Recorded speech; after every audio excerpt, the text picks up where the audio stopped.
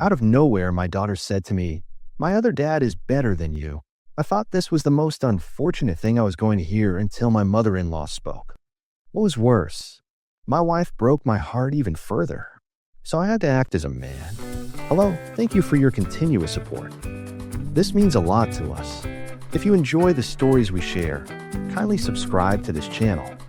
It will be great if you can leave a comment on which city you are watching from. We might just give you a shout out in our next story. Today's special shout out goes to Jean from South Africa. We are glad you enjoy our stories. Now let's dive into the details of today's story. I had envisioned a peaceful evening. A warm, home-cooked meal, laughter filling the dining room, and the simple comfort of my family gathered around the table. But in just a few moments, everything I thought I had built came crashing down. Sophie, my 8-year-old daughter, sat across from me, twirling her fork in her pasta, her small face scrunched up in dissatisfaction. Then, without warning, she blurted out the words that would haunt me for the rest of my life. "My other dad is better than you." The air in the room thickened, and for a moment I thought I had misheard her. I set my fork down, my hands suddenly feeling heavy. "What did you say, sweetheart?" I asked, forcing a calm I didn't feel. Sophie rolled her eyes in that exaggerated way kids do when they think adults are just too slow to understand. "You heard me. My other dad is better than you." A sharp chuckle came from my left. Olivia's mother, the ever-judgmental Claudia, leaned back in her chair, arms crossed over her chest. There was no shock on her face, no attempt to correct Sophie. Instead, she smirked, her eyes gleaming with something I couldn't quite place: satisfaction. "You should leave us in peace," she said, as if this were a decision long made, and I was merely the last to find out. I turned to Olivia, expecting, no needing her to say something, to step in and correct our daughter, to at least show some sign of discomfort at her mother's cruel remark. But she just sat there, expressionless, stabbing at her food as if this wasn't her problem. Something in me cracked. The room suddenly felt foreign. The walls of my own home, the place I had worked tirelessly to provide for them, now felt like they were caving in. I forced myself to stay composed, swallowing the anger that threatened to rise. "Olivia," I said, my voice low and firm, "is there something you want to tell me?" She didn't look up, didn't acknowledge me, just kept eating. I sat back in my chair, heart pounding, feeling like a stranger in my own life. The rest of the dinner passed in tense silence. My appetite was gone, but I forced myself to remain in my seat, watching, waiting, searching for some sign, some explanation. But none came. After the plates were cleared and the house settled into the quiet of the night, I stayed awake in my study, sipping whiskey and replaying the moment over and over in my head. Sophie's words, Claudia's smugness, Olivia's silence. I had seen cracks in my marriage before, but I had brushed them aside, thinking they were just part of the natural ebb and flow of life. Now I wasn't so sure. Then I heard it, a whisper. I wasn't sure at first. The house was large, and sounds had a way of carrying strangely at night. But then another voice, softer, more urgent. I placed my glass down carefully, my pulse quickening. Rising from my chair, I moved quietly down the hall, past the dimly lit staircase, following the hushed voices toward the master bedroom. The door was slightly ajar. I held my breath and listened. "It's only 2 more weeks, Mom," Olivia whispered. My stomach turned to ice. "We've been patient this long. The lawyers said we just have to wait until the assets finalize. Then we leave. He won't even see it coming." My grip tightened on the doorframe. "Good," Claudia responded, her voice filled with venom. "He doesn't deserve to come out of this with anything. Not after everything we planned. And don't forget, I warned you not to marry him. He was never one of us." I felt the breath leave my lungs. A year? They had been planning this for a year. Every forced smile, every half-hearted kiss, every empty "I love you." It had all been a performance. A slow, calculated con to bleed me dry and leave me discarded. Rage burned through me like wildfire. I wanted to storm in, to demand answers, to drag them both out into the cold night and make them explain themselves. But I didn't. Instead, I took a deep breath. Then another. A man who acts in anger is a man who loses. And I was not going to lose. I turned and walked away, my footsteps silent on the hardwood floor. I wasn't going to confront them. I wasn't going to argue or beg. No, I was going to end this on my terms. And when I was finished, they would regret ever thinking they could play me for a fool. I didn't sleep that night. How could I? Every whispered word I had overheard replayed in my mind, each one slicing through me like a blade. Olivia, the woman I had once trusted, the mother of my child, had been planning my downfall for a year, and I had been blind to it. But not anymore. By the time the first hint of dawn stretched across the sky, my decision was made. I wasn't going to beg, argue, or give them the satisfaction of a confrontation. No, I was going to handle this the way a man should, silently, swiftly, and with absolute precision. I reached for my phone and dialed the one person I knew I could trust in moments like these. Ethan, came the groggy voice of David Langley, my attorney and an old friend. It's 6 in the morning. What's going on? I need you to draft divorce papers. No. There was a pause, and then a sharp intake of breath. David had handled some of my business disputes before, but this was different. Are you sure? He asked. What happened? I have proof that Olivia has been planning to leave me for over a year. She's waiting for assets to finalize before making her move. I want to hit her first, before she even sees it coming. David was fully awake now. All right, I'll get started immediately. Do you want to negotiate, or are we going scorched earth? Scorched earth, I said without hesitation. I want everything locked down, accounts, investments, properties. By the time she wakes up, I want her to have nothing. Understood, he said, already typing in the background. I'll draft the papers and have them ready in a few hours. You should gather anything personal you need and get out of there before she catches on. I'm already on it. I hung up and moved quickly. I didn't bother packing much, just essentials. A couple of suits, my passport, some personal documents, and the one thing that mattered most, evidence. Over the past few months, I had noticed strange transactions, withdrawals Olivia couldn't explain, money moving in ways that didn't add up. At the time, I had convinced myself it was nothing. Now I knew better. I pulled out my laptop and accessed the security footage from my home office. Olivia had been careful, but not careful enough. She hadn't realized that my private study had a hidden camera, something I had installed years ago for security reasons. I fast-forwarded through months of footage, and then I found it. Her. Late at night, going through my desk, pulling out financial statements, taking pictures of my business accounts. Claudia, sitting beside her, whispering instructions, guiding her through the process. I pressed save. Then I sent the footage straight to David. Here's your evidence. Make sure this gets into the case. His reply came instantly. This changes everything. I'll make sure she doesn't get a cent. I shut the laptop. It was time to leave. I walked through the house one last time, looking around at the walls, the furniture, the framed photos of a family that had been nothing more than a mirage. I stopped outside Sophie's room. She was sleeping peacefully, curled up beneath her blanket, her small chest rising and falling in rhythmic motion. I swallowed hard.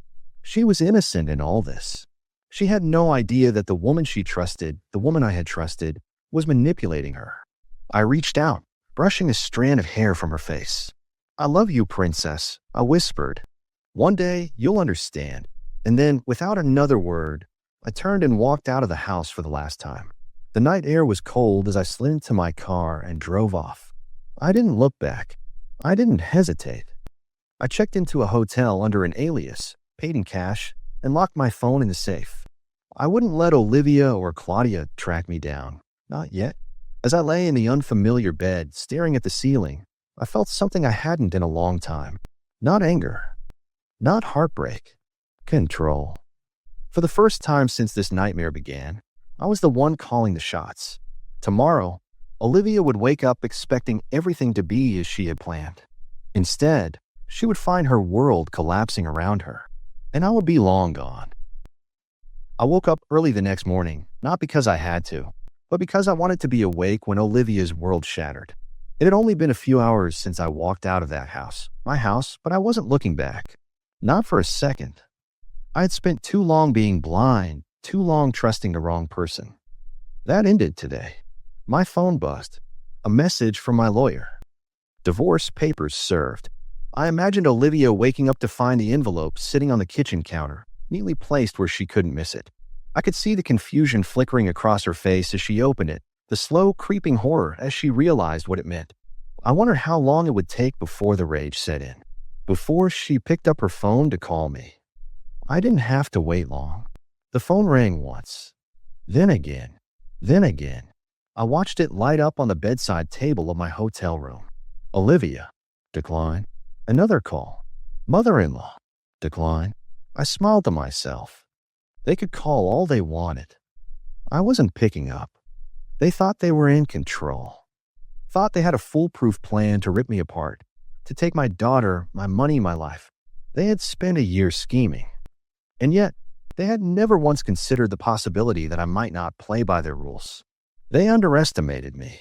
A few hours later, the first real panic must have set in. That's when Olivia tried to log into our joint bank accounts and found nothing. The money was gone, moved, transferred to accounts she had no access to. Then the knock at the door. Not minors. The new owners of my house. Now their house serving her notice. 3 days. That's all she had before she had to pack up and leave. I imagined her face in that moment, her mouth opening and closing like a fish gasping for air, her mind scrambling to process how it had all gone so wrong. She probably ran to call her backup plan next. The other man, the one she had been counting on to swoop in and save her. I almost felt bad for her. Almost. Because the second he heard she was broke, that there was no cushy bank account for him to dip into, he vanished. No texts, no calls, no support. Just silence. By noon, Olivia had tried everything. The accounts were frozen. The house was no longer hers. The man she had planned to replace me with was gone. And I was sitting in my hotel room, sipping coffee, watching the city stretch out in front of me. For the first time in a long time, I felt free. Olivia had played her hand, and she had lost, badly, and I wasn't finished yet. I knew Olivia well enough to predict how she'd react to losing everything. At first, there'd be denial. She'd convince herself this was just a temporary setback, that she could manipulate her way out of it. Then, when reality set in, the desperation would follow. And by nightfall, the anger would consume her. I didn't need to be there to see it unfold. I could picture it all too clearly.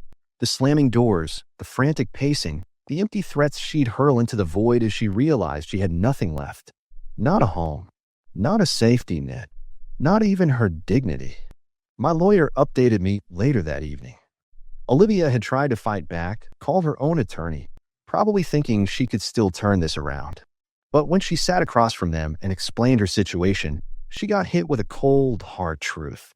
She had no leverage, no money, no property, no claim to my assets because I had the receipts.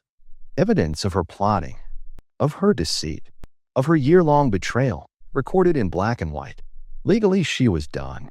And just like that, the balance of power shifted. For the first time in our marriage, Olivia had no control over me. Her mother, who had played her part in this disaster, wasn't faring much better. When Olivia had been sitting at my dinner table, smirking while her mother told me to leave them in peace, she must have thought they'd be celebrating their victory soon. No, they were barely speaking. Blame is a funny thing. When everything falls apart, people start looking for someone to point a finger at. And Olivia's mother had chosen her own daughter. You ruined everything.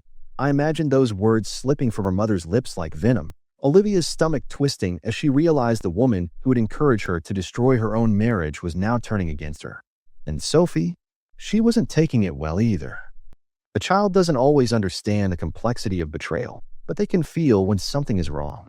And Sophie, sharp, observant, and smarter than Olivia gave her credit for, was beginning to see the cracks. I heard from a mutual friend that she had started asking questions. Why did Daddy leave?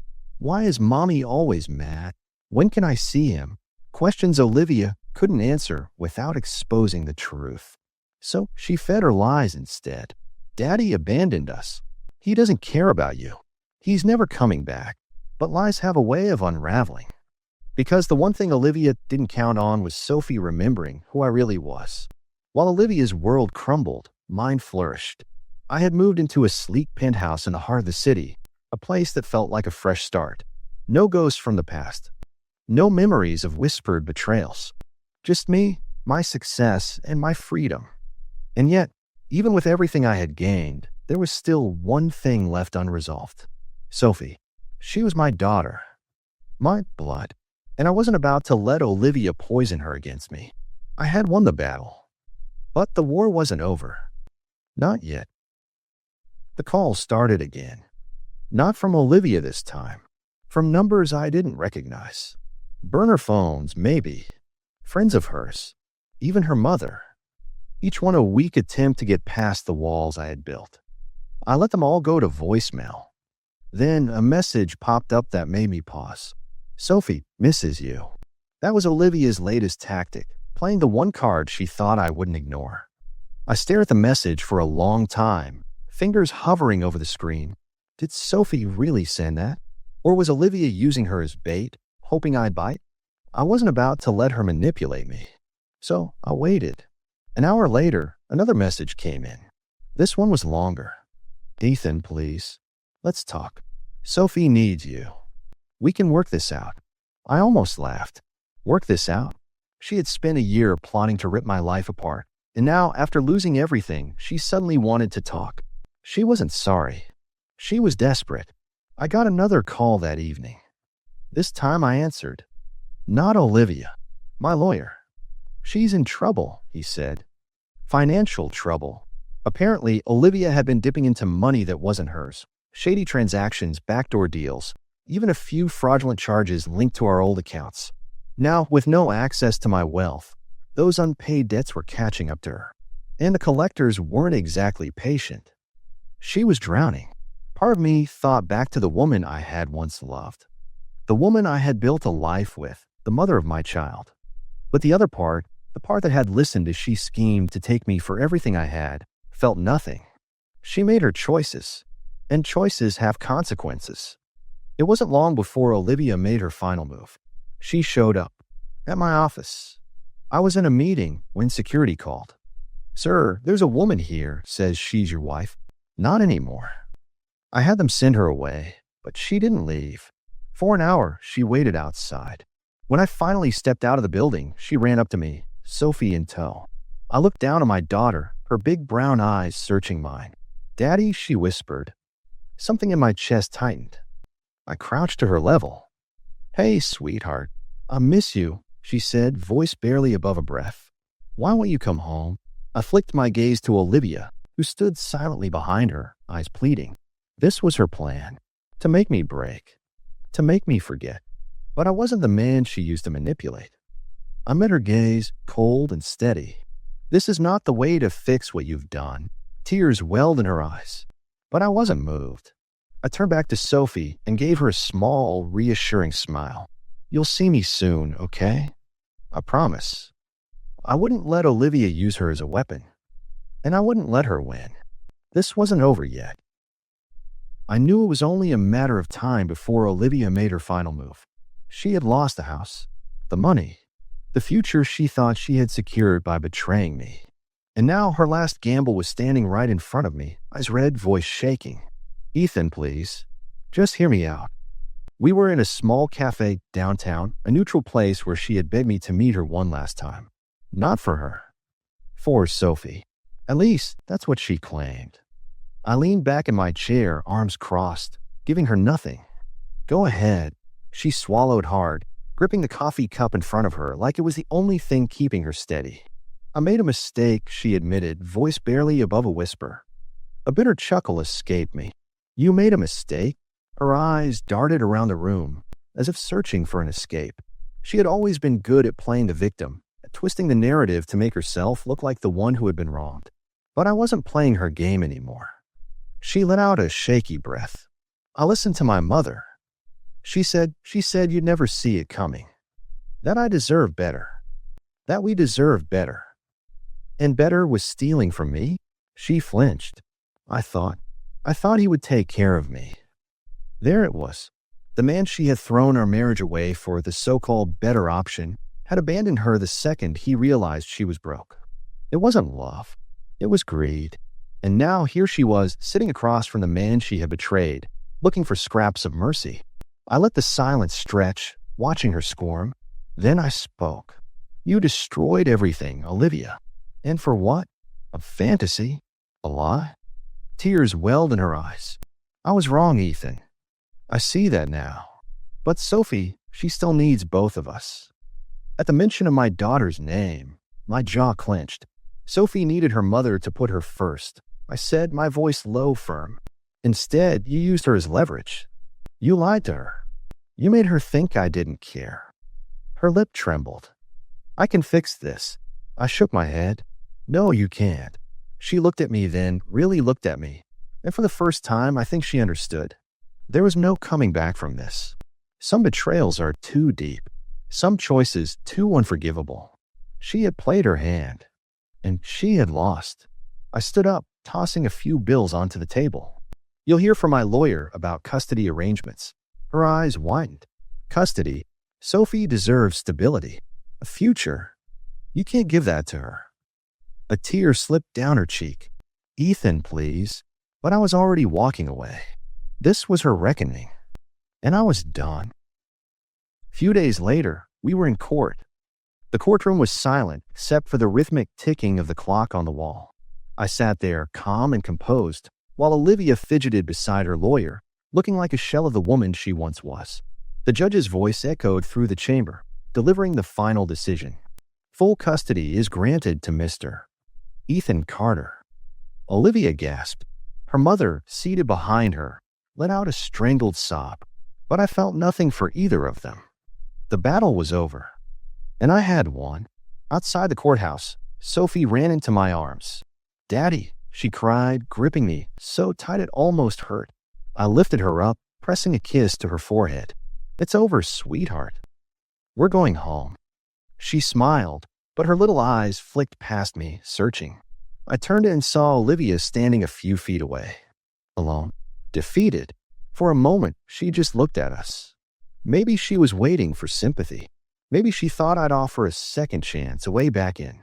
But there was nothing left to give her. I wasn't her safety net. I wasn't her fool. And I wasn't about to let her destroy what was left of my life. She opened her mouth like she wanted to say something. I didn't wait to hear it. I turned, carrying Sophie to the car, never looking back. The house I bought was far from the one Olivia and her mother had tried to steal from me. It was better. Fresh start. As I tucked Sophie into bed that night, she looked up at me, her big brown eyes filled with something I hadn't seen in a long time. Peace. Are we safe now, Daddy? She asked softly. I brushed her hair back, nodding. Yes, sweetheart. We are? She smiled, curling up under the blankets. Within minutes, she was asleep. I stood there for a long time, watching her breathe, letting it all sink in. Everything they had taken from me, I had taken back, and more. Because now, I had something far more valuable than money, than revenge. I had my freedom. I had my daughter. And as I turned off the light and walked out of the room, I knew one thing for sure. I had won. If you enjoyed this thrilling story of betrayal, revenge, and redemption, don't forget to like, comment, and subscribe for more gripping tales.